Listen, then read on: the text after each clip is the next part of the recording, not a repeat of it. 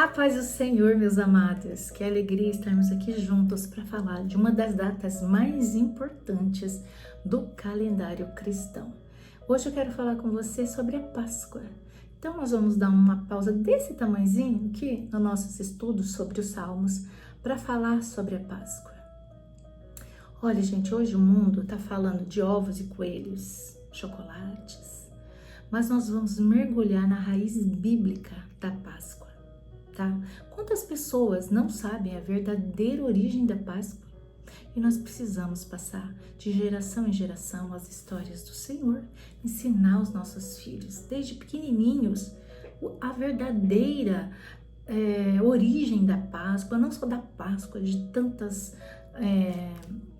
tantas histórias importantes para conhecer o Senhor, para conhecer a verdadeira história do Pai, para conhecer o poder de Deus, não é verdade? Então, se você quer entender por que um cordeiro no Egito, há milhares de anos, tem tudo a ver com a sua salvação hoje, fique comigo. Vamos até o final desse vídeo, tá? Vamos abrir a palavra e descobrir que a Páscoa, minha Bíblia já está aberta aqui, não é só sobre chocolate, coelhos e ovos. É sobre liberdade por meio do sangue, tá bom? Então, gente, vamos aprender um pouquinho sobre a origem da Páscoa? Onde que tudo começou? Olha, a primeira vez que a Páscoa surge na Bíblia é em Êxodo 12. Olha, Êxodo, gente, fica aqui no comecinho da Bíblia, logo depois de Gênesis já tem Êxodo. Abre lá em Êxodo 12. E depois que terminar esse vídeo aqui, dá uma lida. Mas se você quiser dar pausa aqui e ler, vai ser fantástico. Aí você vai compreender muito mais, tá? Então vamos lá, gente. O cenário, se você ler Êxodo 12, você vai perceber que o cenário aqui era de dor. Por quê? Porque o povo de Israel era escravo no Egito há 430 anos, aproximadamente. Mas Deus ouviu o clamor do seu povo. Mas como que tudo isso começou? Começou com um plano magnífico do Senhor, do Eterno, que parecia até um erro humano. Por quê? Porque José, o filho amado de Jacó, gente, teve o nome dele mudado, recebeu um novo nome depois que ele teve uma experiência com Deus. E de Jacó ele passou a ser chamado Israel. O filho amado de Israel foi invejado e vendido como escravo por seus próprios irmãos. Se você não conhece, gente, essa história de José, eu convido você a assistir um vídeo meu que tá aqui no canal. Eu gravei esse vídeo há aproximadamente uns 4 anos, tá? É o vídeo mais visualizado meu aqui do canal. Ele tem mais de 13 mil visualizações, ou por aí. E sabe, eu conto a história realmente, a história de José. E aproveitei e coloquei lá 5 coisas que eu aprendi com ele, com a história de José. Então, se você quiser entender bem como tudo isso começou, você tem que saber e conhecer a história de José, tá? Então, procure aqui no canal e assiste. E aí depois você pode vir aqui e terminar de ver este, ou se não, depois você assiste, tá? Bom, enfim, gente, José, esse filho amado de Israel, ele foi vendido como escravo pelos próprios irmãos e foi parar no Egito. Mas o que o homem planeja para o mal, o Senhor transformou em salvação. Sem mentira nenhuma, gente, José se tornou governador, governador lá no Egito. E durante uma época de muita fome, ele acolheu lá o seu pai e os seus irmãos, que são as 12 tribos de Israel. Só no Egito tinha comida, devido a José e todo esse plano magnífico do Senhor. O Egito, ele se tornou um país riquíssimo por causa de José, entendeu? Então José, gente, ele era famoso, muito famoso lá no Egito, nessa época, né? Ele era um governador famoso, tirou o povo da fome e ainda enriqueceu muito o Egito, deixou ele ainda mais poderoso, né? E os irmãos dele, fizeram morada numa terra bem fértil, né, do Egito. Eu acho que se pronuncia Gozém, tá bom? Bom, gente, ali eles entraram como convidados de honra, sabe? E além de tudo, debaixo da bênção do Altíssimo, do Senhor. Se multiplicaram de forma extraordinária, tornando-se um povo numeroso e forte. No entanto, né, o tempo passou, José morreu, os filhos de José morreram e surgiu um novo faraó que não conhecia sua história. E esse faraó, atemorizado com o crescimento daquele povo que ele considerava estranho e poderoso, né? Então o Egito, o que ele fez? Ele mudou o tratamento. Os hóspedes, né, foram transformados em escravos. É isso que aconteceu. E o povo de Israel, gente, começou a passar a vida, né? Começaram a gemer sob o chicote da servidão, né? E eles eram assim, tratados como pior do que animais, entendeu? Então eles tinham pouca comida, eles não tinham um salário sequer, eles trabalhavam por um pedaço de pão e pouca água, sabe? Era uma vida assim, uma servidão horrível e por debaixo de chibatada ainda. O cenário da escravidão era terrível, gente. E o faraó, temendo o crescimento de Israel, ordenou a morte de todos os bebês hebreus. No plano de Deus, gente, no plano de Deus, ele já estava com tudo, né? Arquitetado, né? Então, o faraó, ele não contava com isso, né? Mas o plano de Deus é imparável. Ele fez as maldades dele, mas o Senhor continuou. Levantou uma mãe de fé, chamada Joquebede, que colocou o seu filhinho em um cesto de juncos que ela fez e ela colocou ele nas águas do rio Nilo. O que parecia um abandono era, na verdade, uma entrega ao cuidado do Senhor, uma fé inabalável. Porque não tinha o que fazer, ou ela colocava ali, ou ela entregava o filhinho para ser morto, né? E o pequeno Moisés foi encontrado e adotado pela própria filha do faraó. E ele foi criado no palácio como um príncipe. Ali, gente, ele aprendeu a cultura, a sabedoria do Egito. Mas Deus nunca permitiu que ele se esquecesse das suas raízes, entendeu? Então, todo esse treinamento, gente, para Moisés foi real. Foi a escolha de Deus para o futuro libertador, para ele vir pronto. Entendeu?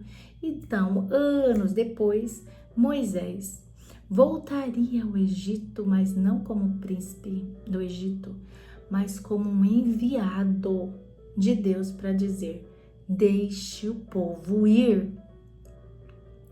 Chega até me arrepia, né? E a Páscoa, gente, foi justamente o clímax dessa batalha espiritual.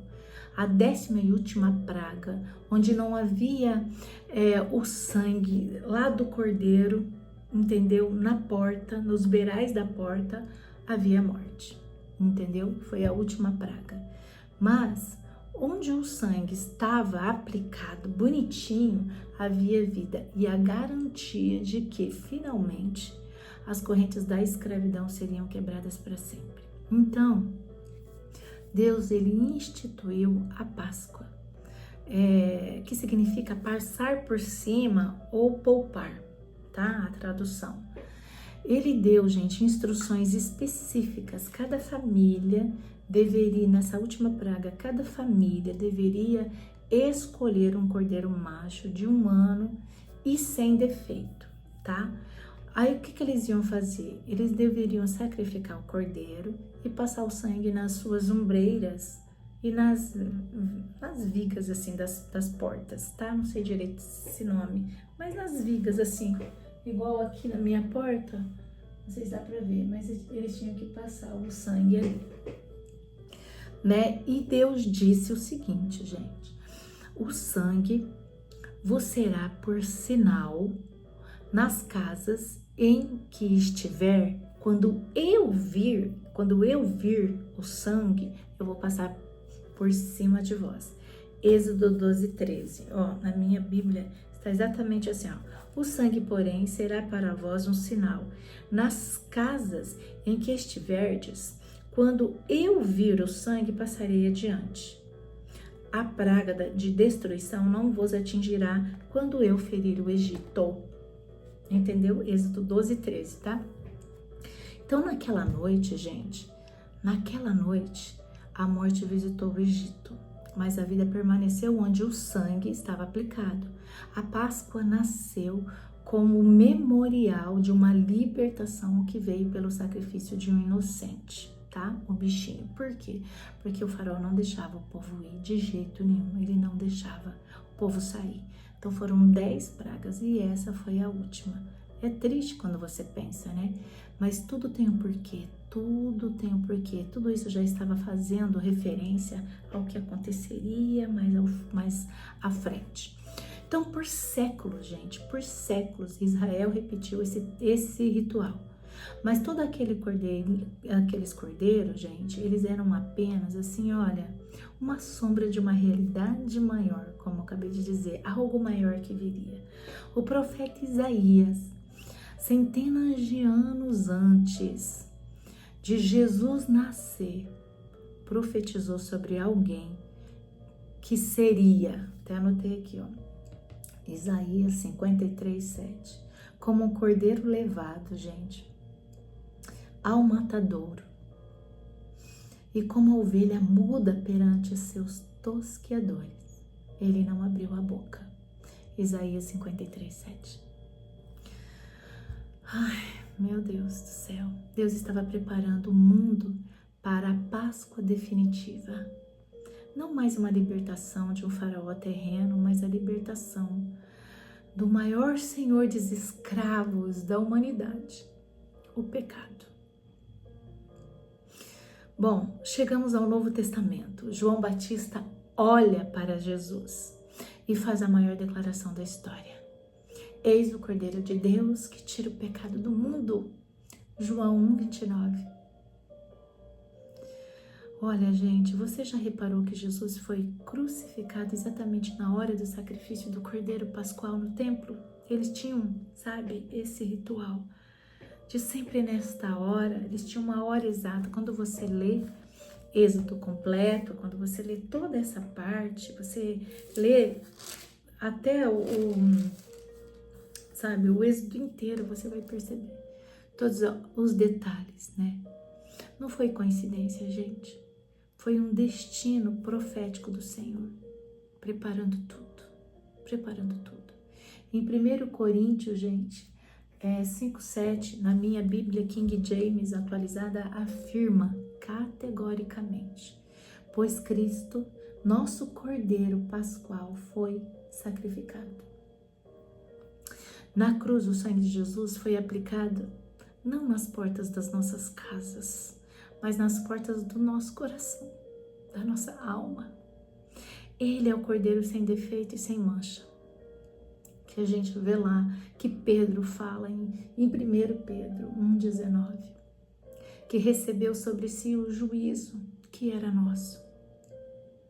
A Páscoa é a prova de que Deus, gente, de que Deus, o Senhor, o Eterno, providenciou um substituto para que nós pudéssemos viver. É isso. Mas a nossa Páscoa, ela não termina em um túmulo.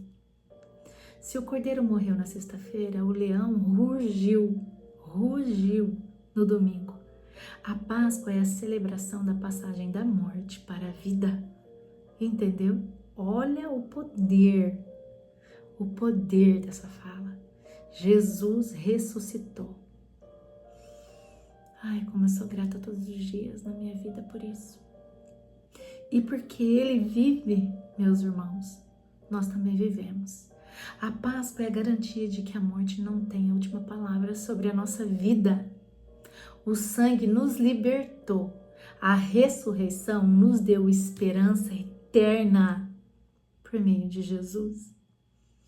Então, gente, qual a mensagem prática para nós nesse dia, nesse domingo de Páscoa? É que não basta, gente, saber da história, é preciso aplicar o sangue. Assim como os israelitas tiveram que agir e passar o sangue na porta, você precisa aceitar o sacrifício de Jesus por você. E sabe, gente, tem uma coisa que eu sempre falo para as minhas filhas. Falo e trago para mim também. Que tudo que o Senhor passou naquela cruz, que toda dor, todo peso, todos os sentimentos que Ele sentiu ali, que isso tenha valido a pena, pelo menos pela minha vida. Pelo menos para a vida de cada uma delas, do meu marido. Que tenha pelo menos valido a pena pela minha família. Então eu tenho que fazer valer a pena. Eu tenho que fazer valer a pena, gente. Eu tenho que caminhar com o Senhor, o adorar. Eu preciso disso. Então, meus amados, que este domingo de Páscoa seja um dia de gratidão profunda aí também na sua casa. Celebre com a sua família. Mas lembre-se, o Cordeiro venceu. E você pode contar hoje com Jesus vivo. Vivo. Tá? Um Jesus vivo para caminhar com você. Tá bom? Bom, se esse estudo trouxe clareza para você, compartilhe. Compartilhe com alguém que você acha que precisa ouvir essas palavras. Vamos espalhar o verdadeiro significado da Páscoa. Que Deus te abençoe e feliz Páscoa com Cristo Jesus, o nosso amado Yeshua, para todos sempre. Amém. Beijo, gente. Tchau, tchau.